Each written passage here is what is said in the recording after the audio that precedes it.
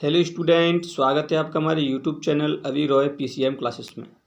Student, आज हम पढ़ने वाले हैं साइंस का एक वेरी वेरी इंपॉर्टेंट टॉपिक जो बोर्ड एग्जाम में काफ़ी पूछा जाता है। स्टूडेंट, बोर्ड एग्जाम में ये 6 अंक का पूछा जाता है, जिस टॉपिक का नाम है विद्युत जनित्र, यानी कि विद्युत जनित्र अथवा प्रत्यावर्ती धारा डायनमो। स्टूडेंट, ये विद्युत जनित्र अथवा प्रत्यावर्ती धारा डायनमो है क्या, इसके बारे में हमें पढ़ना है। तो चलते हैं, स्टार्ट करते हैं वीडियो को। प्रत्यावर्ती धारा डायनमो है क्या, इसके बारे में अपने शब्दों में से पढ़ते हैं। तो चलिए स्टार्ट करते हैं। इसे इंग्लिश में क्या कहते हैं? इसे इंग्लिश में कहते हैं electric generator off alternating current. क्या कहते हैं? Electric generator off alternating current. इस जनरेटर का मतलब होता है उत्पन्न करना, मतलब किसी चीज़ को जनरेट करना। ठीक है स्टूडेंट। तो स्टूडेंट, इसमें सबसे पहले लिखेंगे क्या, इसका इंट्रोडक्शन लिखेंगे, प्रत्यावर्ती धारा डायनमो है क्या। तो चलिए इसके बारे में लिखते हैं। तो यहाँ लिखेंगे ऐसा जनित्र जो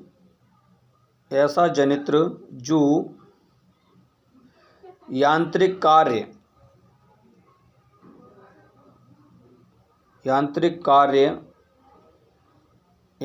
कार्य या यांत्रिक ऊर्जा भी लिख सकते हैं, यांत्रिक ऊर्जा को विद्युत ऊर्जा में बदलता है।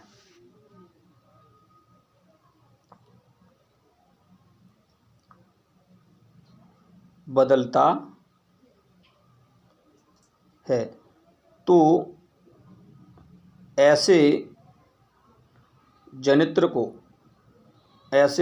को प्रत्यावर्ती धारा जनित्र या विद्युत जनित्र कहते हैं। को विद्युत जनित्र या प्रत्यावर्ती धारा जनित्र कहते हैं।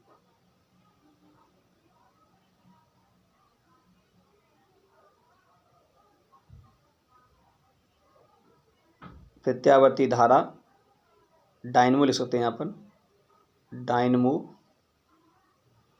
कहते हैं। ठीक है स्टूडेंट, ये हमने इसका लिख दिया इंट्रोडक्शन। अब स्टूडेंट, अब हमें क्या लिखना है आगे? इतना लिखने के बाद अब हम इसका लिखेंगे सिद्धांत। स्टूडेंट, विद्युत मोटर और विद्युत जनित्र या प्रत्यावर्ती धारा डायनमो का जो सिद्धांत होता है वो सेम होता है। ठीक है स्टूडेंट, सिद्धांत एक ही होता है। तो चलिए सबसे पहले इसका लिखते हैं अब सिद्धांत यानी कि ये किस प्रकार से कार्य करता है, यानी कि सिद्धांत में ये होता है, निचोड़ होता है इसका। ठीक है, तो सिद्धांत लिखते हैं। चलिए स्टूडेंट, सिद्धांत लिखते हैं इसका। तो सिद्धांत में क्या लिखेंगे स्टूडेंट? जिस प्रकार से मैं लिख रहा हूँ उसी प्रकार से आपको लिखना है, मैं छोटे से शब्दों में लिखवाऊंगा। तो चलिए सिद्धांत के बारे में लिखते हैं। इसमें लिखेंगे जब हम किसी कुंडली को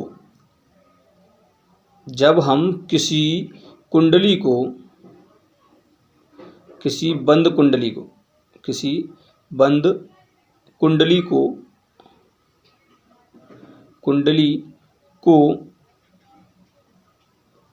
कुंडली को एक शक्तिशाली स्थायी चुंबक के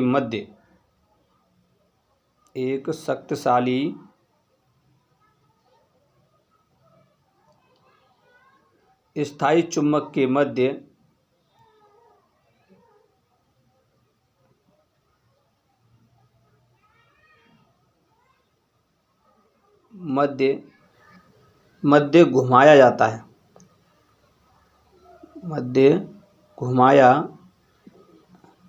जाता है तो चुंबकीय फ्लक्स कुंडली में चुंबकीय फ्लक्स में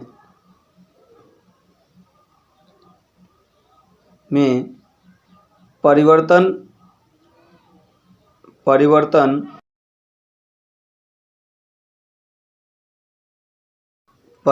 के कारण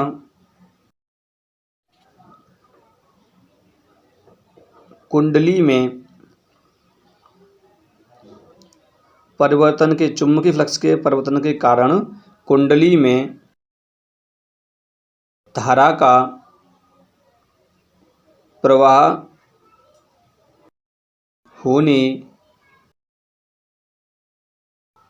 लगता है। तो हमने क्या लिखा स्टूडेंट? हमने लिखा जब हम किसी बंद कुंडली को शक्तिशाली स्थायी चुंबक के मध्य घुमाया जाता है तो उस कुंडली में चुंबकीय फ्लक्स में परिवर्तन के कारण धारा प्रवाहित होने लगती है।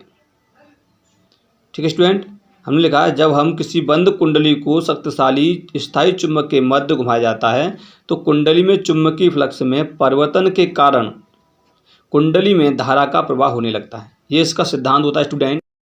अब हमें इसका क्या लिखना है, यानी कि रचना लिखनी है। किस प्रकार से लिखनी है, चलिए वो भी लिखते हैं। तो चलिए स्टूडेंट, बनावट यानी कि रचना लिखनी है। इसके बारे में किस प्रकार से इसे बनाते हैं और उसके बारे में लिखना होता है। तो चलिए, इसमें कौन कौन से भाग होते हैं? इसके 4 भाग होते हैं स्टूडेंट। नंबर पहला होता है क्षेत्र चुंबक, क्षेत्र चुंबक। और इसका दूसरा भाग होता है इसका आर्मेचर।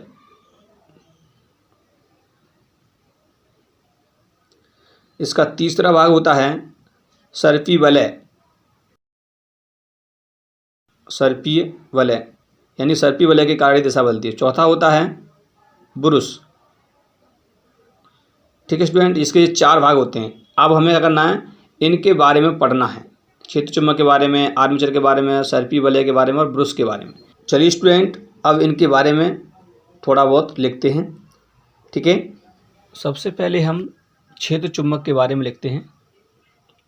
यहाँ हेड लगाएंगे क्षेत्र चुंबक।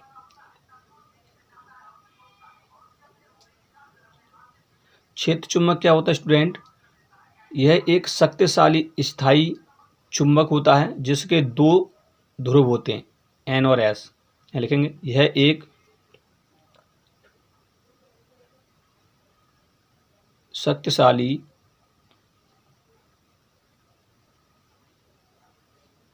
स्थायी चुंबक होता है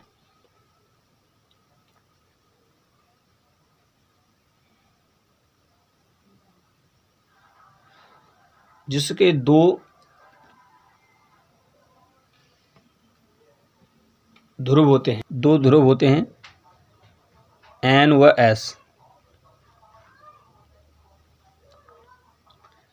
ठीक है स्टूडेंट, ये हो गया क्षेत्र चुंबक के बारे में। अब हम लिखेंगे सेकंड पार्ट, यानी कि आर्मेचर के बारे में। यहाँ लगाएंगे आर्मेचर। आर्मेचर क्या होता है स्टूडेंट? यह एक नर्म लोहे की क्रोड पर तांबे के तार लपेट कर बनाया जाता है। तो यहाँ लिखेंगे यह एक नर्म लोहे की क्रोड पर तांबे के तार लपेट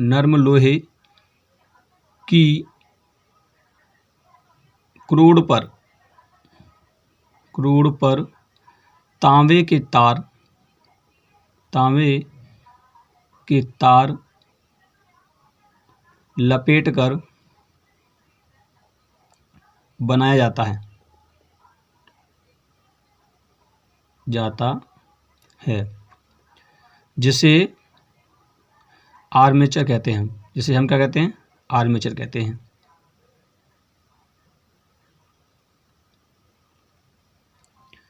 तो स्टूडेंट, आर्मेचर के बारे में लिख दिया। अब हम लिखेंगे थर्ड पार्ट के बारे में। इसका थर्ड पार्ट होता है सर्पी वलय। तो चलिए सर्पी वलय के बारे में लिखते। थर्ड पार्ट हेड लगाएंगे सर्पीय वलय। स्टूडेंट, यही अलग होता है विद्युत मोटर और जनित्र में। जनित्र में हम सर्पी वलय का प्रयोग करते हैं और विद्युत मोटर में विभक्त वलय का प्रयोग करते हैं। ठीक है स्टूडेंट, तो सर्पी वलय के बारे में लिखेंगे। चलिए इसके बारे में लिखते हैं। यहाँ लिखेंगे आर्मेचर कुंडली। आर्मेचर कुंडली का संबंध, आर्मेचर का संबंध 2 तांबे के छल्लों से होता है। आर्मेचर कुंडली का संबंध दो तांबे के छल्लों से होता है जो अलग अलग होते हैं।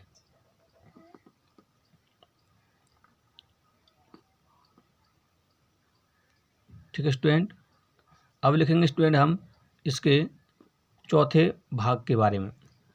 चौथा भाग है ब्रूस, यानी कि ब्रूस क्या होता है। यह है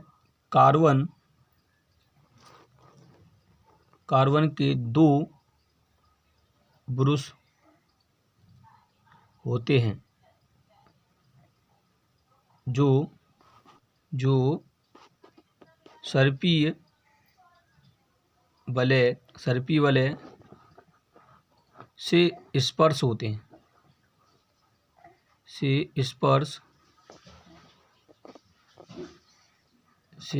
होते हैं, जिनसे धारा पूरे परिपथ में बहती है,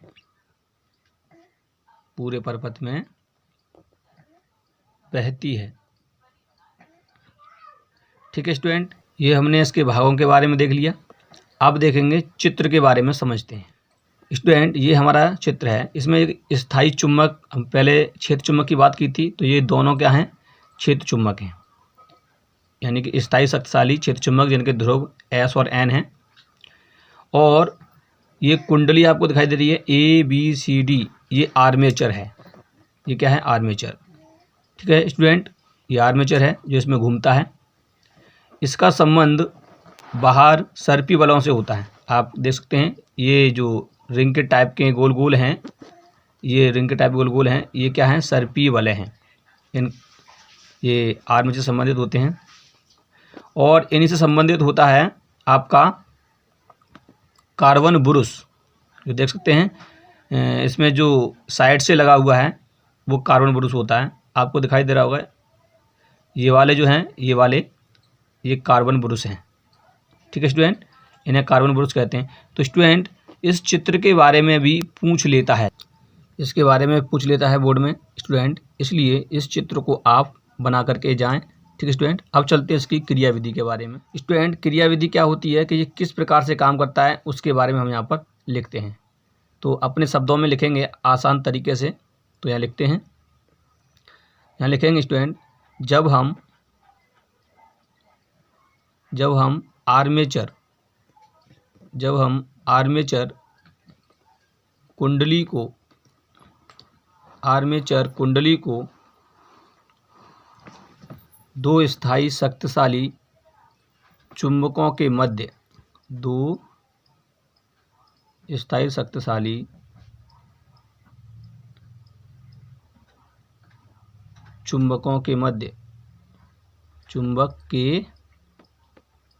मध्य रखकर घुमाया जाता है,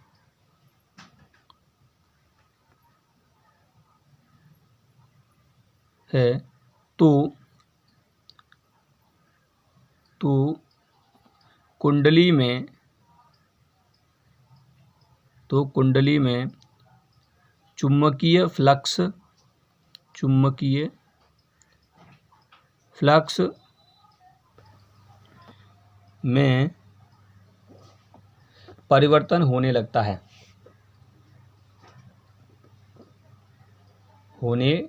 है, जिससे कुंडली में एक प्रेरित विद्युत वाहक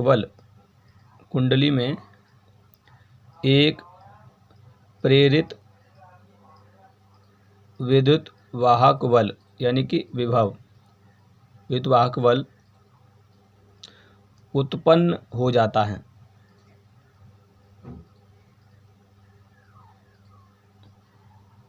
जिससे कुंडली में प्रेरित धारा उत्पन्न हो जाती है। हो जाती है, जिसकी दिशा फ्लेमिंग के बाएं हाथ के नियम से फ्लेमिंग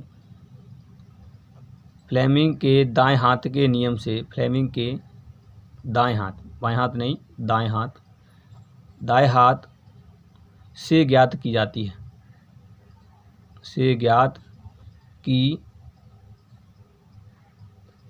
है, यह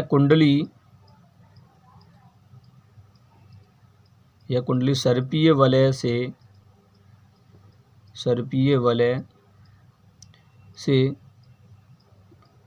स्पर्श होती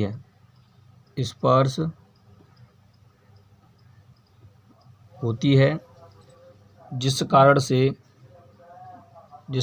से धारा अर्धचक्र पर बदल जाती है, यानी कुंडली उसमें घूमेगी तो अर्धचक्र पर धारा क्या होती है, बदल जाती है, अर्धचक्र पर धारा बदल जाती है, जिससे धारा की दिशा भी क्या होती है, बदल जाती है, जिससे धारा की दिशा बदल जाती है।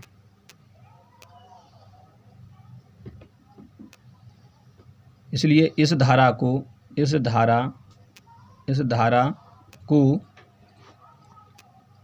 प्रत्यावर्ती धारा कहते हैं। इस धारा को हम प्रत्यावर्ती धारा कहते हैं।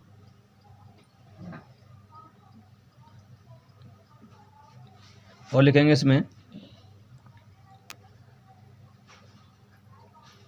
जो कार्बन ब्रुश के कारण